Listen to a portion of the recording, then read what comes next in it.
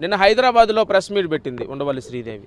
ఆ వంట ఉంది, మాకు చాలా డబ్బులు ఉన్నాయి, 100 కోట్లు ఉన్నాయి, 1000 కోట్లు ఉన్నాయి, ఆఫ్టర్ ఆల్ మాకెంత 10 కోట్లు ఎంత.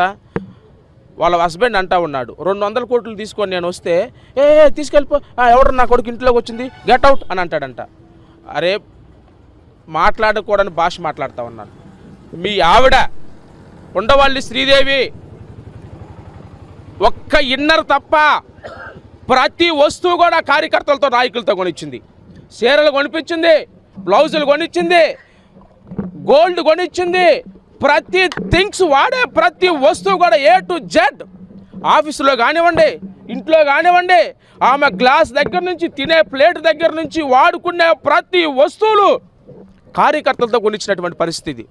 కార్యకర్తలు ఎందుకు కొనిచ్చారంటే ఆమె డైరెక్ట్గా అడుగుతూ ఉంది, నేను మీకు పనులు చేయాలంటే, మీరు నా దగ్గరికి రావాలంటే, మీ తరపున ఏదైనా ఫోన్ చేయాలంటే